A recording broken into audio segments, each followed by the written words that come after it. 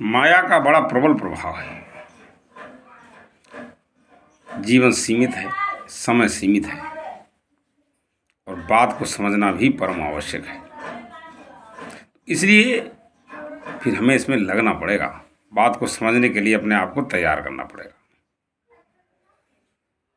जैसा कि हम देखते हैं, हमारे इस समय सबसे बड़े संत श्री प्रेमानंद जी महाराज जी के पास कितने लोग ऐसे रहते हैं जिन्होंने अपनी, किसी ने नौकरी छोड़ दी, किसी ने अपने बहुत बड़े बड़े कामों को छोड़ दिया,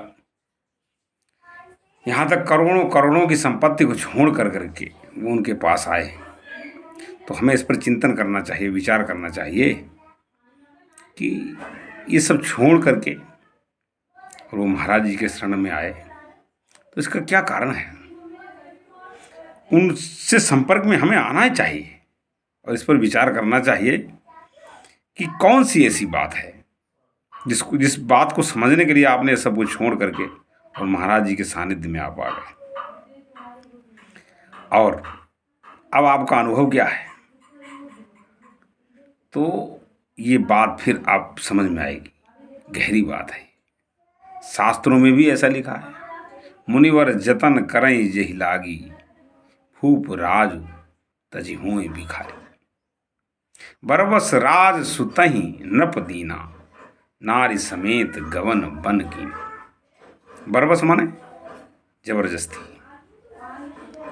माने हठपूर्वक उनसे कहा कि नहीं भाई अब नहीं चाहिए, अब आप ये राजपाट देखो, अब हम अपने जीवन को सफल बनाएंगे, शांतिपूर्ण तरीके से हम अपने जीवन में आगे बढ़ेंगे। माने अपने मरना तो ठीक हो जाए, जब तक जो बीती सो बीती, हमारा जो मरना है वो तो शांतिपूर्ण तरीके से हो जाए। हमारा माने शरीर का मरना, शरीर का मरना माने शरीर की एक अवधि है, एक समय है। तो ये बहुत बड़ा एक प्रभाव है, माया का प्रभाव, जो हम समझ नहीं पा रहे हैं। हम माया के महा प्रभाव से मोहित हो रहे हैं, हम सही बात को समझ नहीं पा रहे।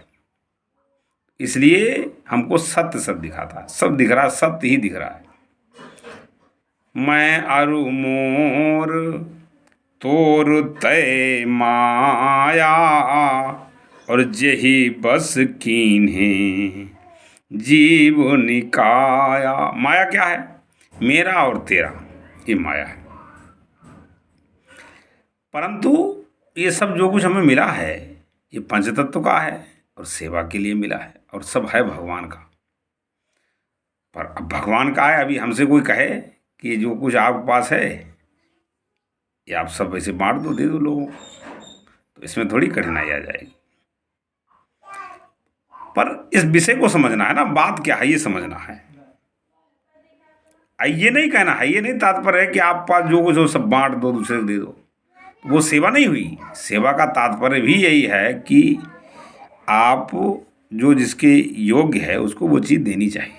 धर्म की बात पे आना चाहिए ना, फिर कर्तव्य समझना पड़ेगा। कर्तव्य क्या है और धर्म क्या है, कौन इसका हकदार है, किसको कितनी सेवा करनी चाहिए, ये बात है ना। इस बात को समझना ही पड़ेगा,